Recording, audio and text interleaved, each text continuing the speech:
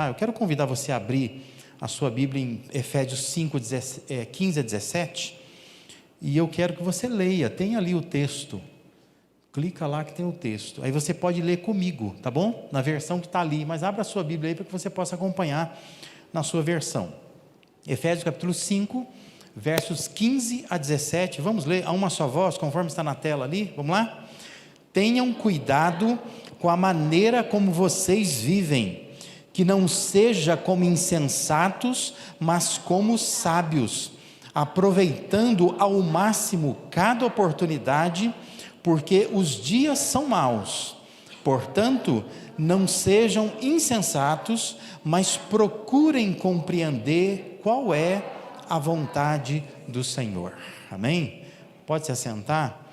Eu quero hoje apenas fazer uma introdução de um assunto maior, né? E eu espero que com isso você se motive, né, a ouvir de novo, né, semana que vem, ou a voltar aqui semana que vem. Mas hoje eu quero fazer uma introdução de um assunto que vai se estender até o capítulo 6 de Efésios, que Paulo ele vai apontar para esse assunto no versículo 18, que é o ser ou estar cheio do Espírito Santo, né? No entanto, é interessante quando você lê o texto todo, né? Capítulo 5 de Efésios, como a gente já falou semana passada, Paulo faz um desafio para que nós vivamos como filhos da luz, e ele caminha então para um desafio maior, que é o desafio de viver cheio do Espírito Santo. Só que entre esse assunto e aquele assunto, né, entre o viver como filho da luz e o viver cheio do Espírito Santo, Paulo ele coloca uma necessidade da gente compreender a vontade de Deus, ou seja, a capacidade que nós precisamos ter de fazer escolhas, e essas escolhas precisam ser em acordo ou de acordo com aquilo que Deus quer. É sobre isso que eu quero falar com você hoje à noite aqui, ainda que de uma forma rápida e introdutória, como eu disse, de um assunto maior, que é o estar cheio do Espírito Santo. Então, antes de se encher com o Espírito, é preciso estar no lugar certo, é preciso entrar nessa arena de Deus, esse espaço aonde Deus ele quer que você esteja, para que ali ele se manifeste para te encher, né? É comum a gente pensar, não, eu quero viver cheio de Espírito Santo, mas aonde você está? Por onde você anda? O que você escolhe fazer? Então, o que Paulo está apontando para nós aqui é que nós precisamos estar no espaço de Deus. Vem para onde Deus quer que você esteja, é ali que Deus vai te encher. Não adianta querer ser cheio de Espírito Santo em qualquer lugar, né? É preciso estar onde Deus quer que você esteja. Então eu quero hoje aqui fazer apenas algumas observações nesse texto. Eu quero chamar você a vir comigo, né, e a acompanhar essas observações que aparecem nesse texto aqui. Primeira observação, nós encontramos aqui nesse texto um chamado à cautela. A versão do Almeida, Revista e Atualizada, ela traduz o início, né, do versículo 15 assim: portanto, vede prudentemente como andais. E de novo eu quero chamar a sua atenção para o contexto anterior, para você entender de onde está vindo o texto, né? Lembra que anteriormente Paulo está dizendo que nós somos filhos da luz e precisamos então andar como filhos da luz, e precisamos então imitar o nosso Pai que é Deus. Aí Paulo diz assim: portanto, ou seja, já que é assim, né, vejam, observem, sejam cuidadosos na forma como vocês andam. É um chamado à cautela, como que andar pisando em ovos, né? A gente tem essa expressão na língua portuguesa, né? O que é andar pisando em ovos? É aquela cautela, aquele cuidado, é na pontinha dos pés, né? É você ter uma certa prudência na maneira como você anda. E Paulo está chamando a atenção para isso, chamando a atenção para cautela. Lembra que há pouco nós lemos aqui no culto o provérbio 27:12, que na nova versão transformadora tem uma outra tradução diferente daquela que nós lemos no culto aqui. Diz assim: o prudente antevê o perigo e toma precauções. O ingênuo avança às cegas e sofre as consequências. Já viu essas imagens que aparecem muito em televisão, YouTube, né? de repente está tendo uma enchente, né? Enche uma rua. E a pessoa vai, né? E vai e fica, né? E ela não consegue atravessar. É todo mundo que olha, poxa, a pessoa é imprudente. É a pessoa que ela não antevê o perigo, ela não toma precaução, ela passa, né? Em tempo recente, agora eu vi na televisão um caso desses, acho que era uma mulher, né? Ela foi tentar atravessar, não dava para ver onde o carro estava indo, ela caiu dentro do rio e ela morreu, né? Porque o carro foi levado pelo rio. Quer dizer, é alguém que está indo numa direção, mas não está antevendo o perigo. E quando não antevê o perigo, você não toma precaução. E aí, então, acaba tendo consequências, né? Então, o provérbio 27:12 fala sobre isso.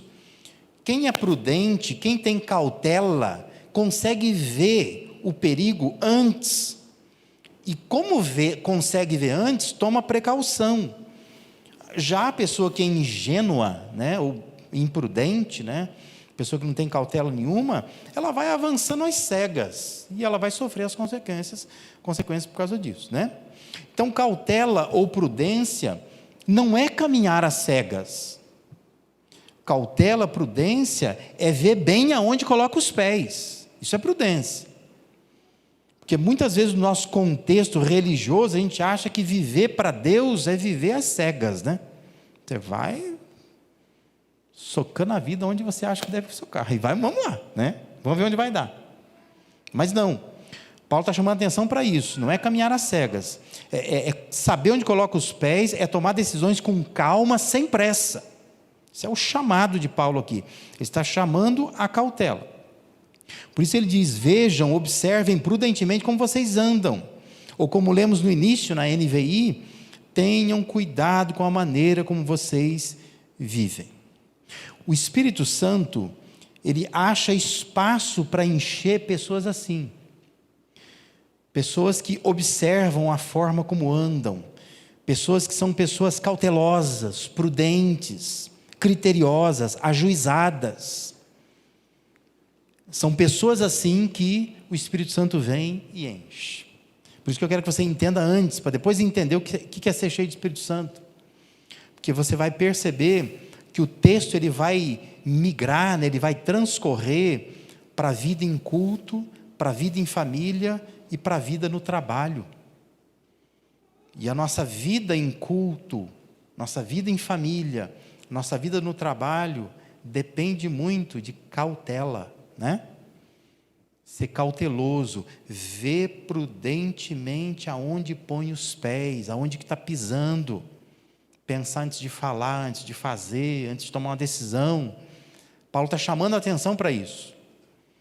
E depois ele vai dizer que a gente precisa ser cheio de Espírito Santo, mas pessoas que são cheias do Espírito Santo, antes de ser cheias do Espírito Santo, elas precisam estar no lugar onde Deus quer que elas estejam. E o lugar onde Deus quer que a gente esteja é o lugar da cautela, né? Onde a gente tem prudência ao tomar decisões. Uma segunda observação que eu quero fazer aqui é que há também aqui um convite à sabedoria. Final do versículo 15, né? E o versículo 16 diz assim, não seja como insensatos, mas como sábios, aproveitando ao máximo cada oportunidade, porque os dias são maus.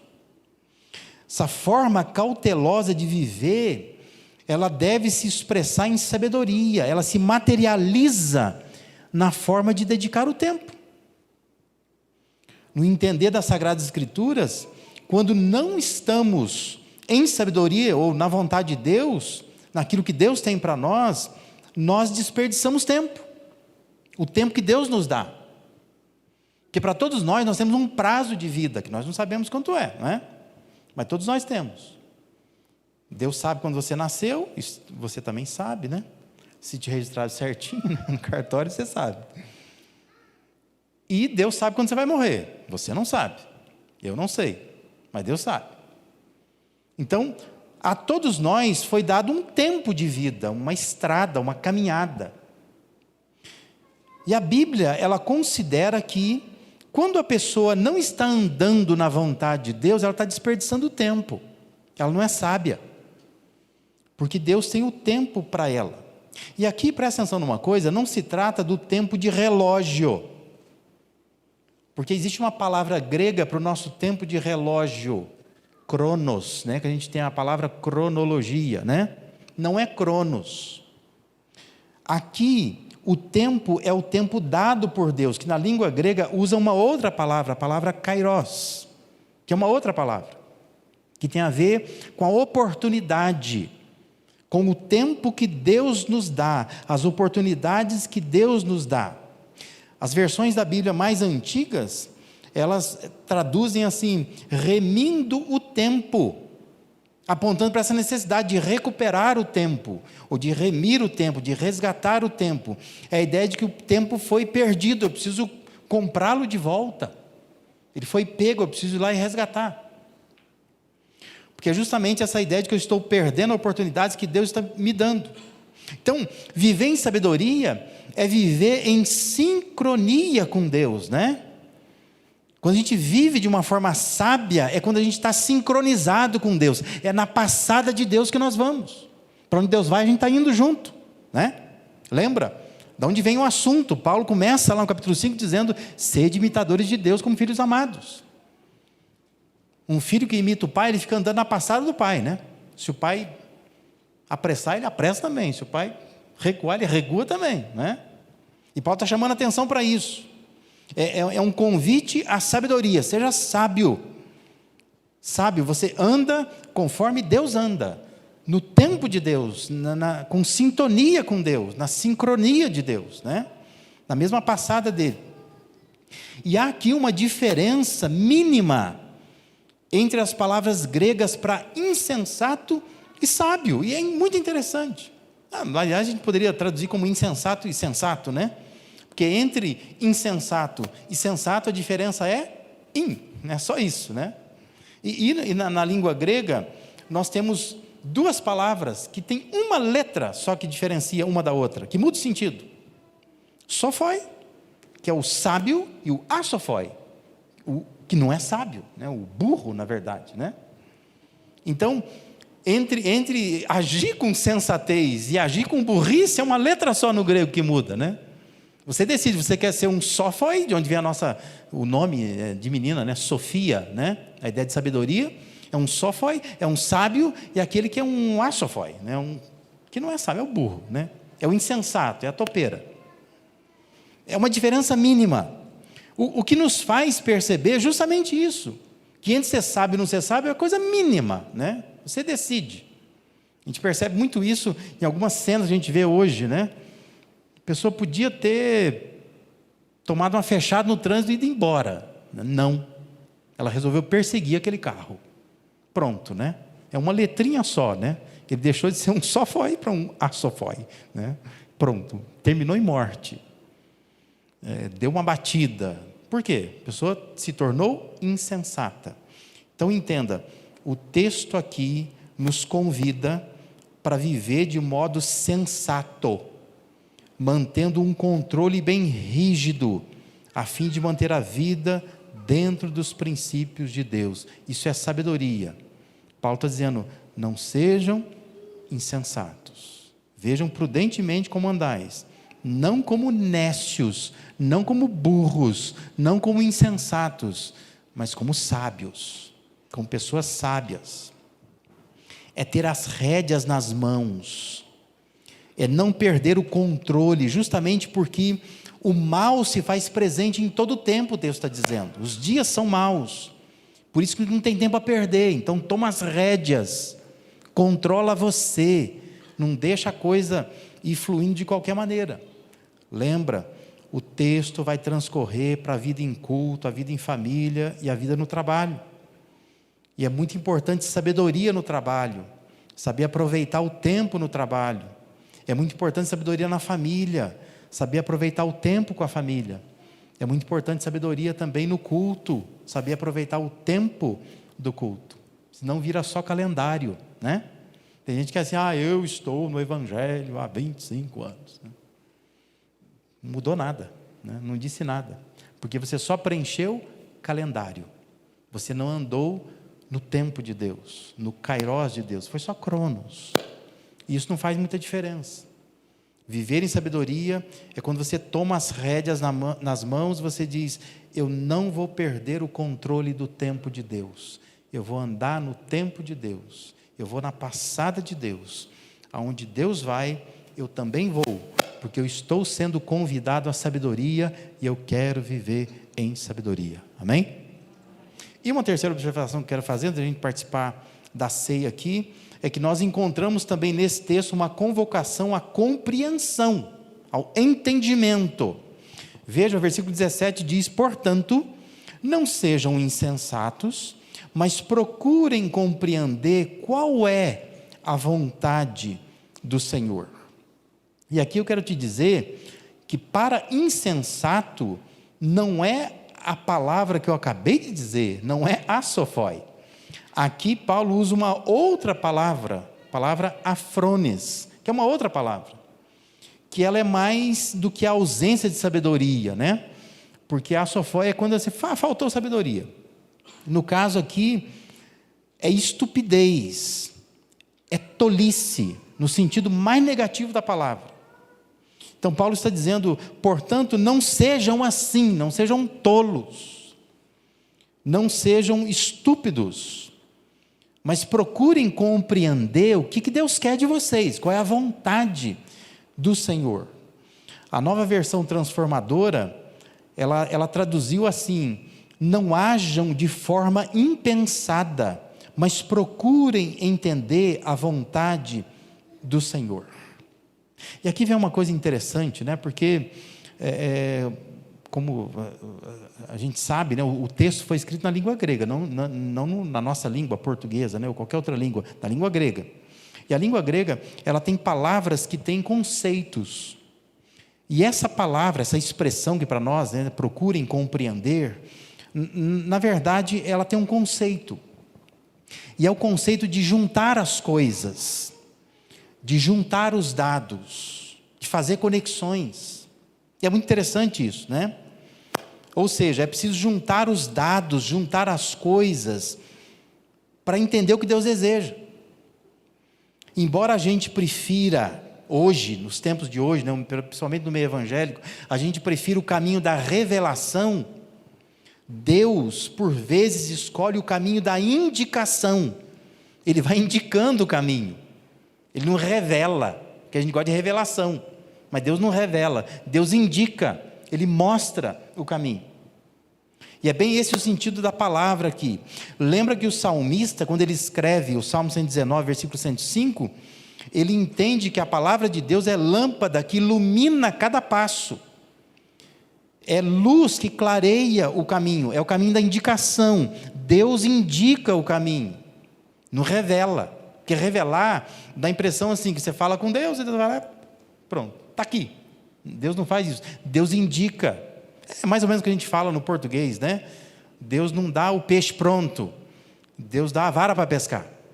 Ele vai indicando, ó, vai. Você tem que descobrir essa vontade. Então, para isso tem que buscar compreender essa vontade do Senhor. Então, é preciso aprender a fazer as contas de Deus. É somar tudo o que está acontecendo à nossa volta, para então entender a vontade de Deus. Esse é o sentido do texto. Não seja insensato, mas procura compreender o que Deus está indicando. Quais são as indicações de Deus? Quais são as contas que Deus está fazendo? Perguntas como, por exemplo, o que a Bíblia fala a esse respeito? A Bíblia fala alguma coisa? Não, vai ver na Bíblia. Ou você pensar, o que as pessoas pensam sobre isso? Todo mundo acha bacana se eu tomar esse caminho, tomar essa decisão? As pessoas confirmam, quem me conhece, quem me ama, confirma, né? Ela quer que eu faça isso, ela acha que é uma boa escolha que eu estou fazendo? Quais são as circunstâncias? Elas são favoráveis ou elas não são favoráveis? Tem recurso ou não tem recurso? Dá para fazer ou não dá para fazer? Como é que você vai tomar uma decisão se você não pensa nas circunstâncias? No que está à sua volta? Eu tenho condições para isso, para levar isso até o fim? Tudo isso tem que ser pensado. Isso é o quê? Indicação, Deus vai te indicar o caminho. Então você verifica tudo isso. Paulo está dizendo, não seja insensato, mas procura compreender a vontade de Deus. Compreender é a ideia de, faz as contas com Deus. Começa a juntar os dados, o que está diante de você. O que a Bíblia fala, o que as pessoas falam, o que a autoridade sobre você falam sobre isso. Isso vai trazer o quê? Né? Quais são as consequências práticas disso? Aonde isso vai me levar? Você vai seguindo a indicação. Aí você pode saber a vontade de Deus. Aquele provérbio lá, o 27:12, que a gente já leu no culto e já falou aqui, tem uma versão, a versão do Rei Tiago, né, a King James, atualizada, é uma versão de 1999. Ela traduziu aquele versículo, provérbio 27:12, assim: a pessoa perspicaz percebe o perigo e busca refúgio. O incauto segue adiante e sofre todas as consequências. A língua portuguesa ela é rica, né? Ela tem um vocabulário imenso. Você pode falar a mesma coisa com um monte de outras palavras, e cada palavra ela nos dá assim, uma percepção um pouco diferente, né? Nuance um pouco diferente. Todas as versões chamam a atenção para a compreensão, para a percepção, a noção correta do caminho para fugir do perigo. Nós precisamos ser pessoas perspicazes, né? Essa ideia de que gente que percebe o que Deus quer, sabe? A pessoa percebe o que Deus quer, tem que perceber, a ideia do sacar, né? Que a gente fala, né? Ele entendeu a dica que Deus deu, ele sabe fazer as contas com Deus, ele sabe somar as coisas. É uma convocação à compreensão. Compreenda o que Deus quer, compreenda o caminho de Deus. Pessoas que compreendem essa vontade de Deus são pessoas que o Espírito Santo vai encher. Lembra, o texto vai transcorrer para a vida em culto, para a vida em família, para a vida no trabalho.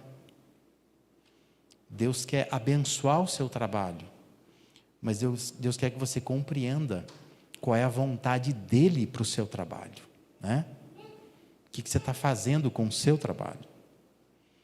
Deus quer te ajudar a viver em família, mas você precisa compreender qual é a vontade de Deus para a sua família.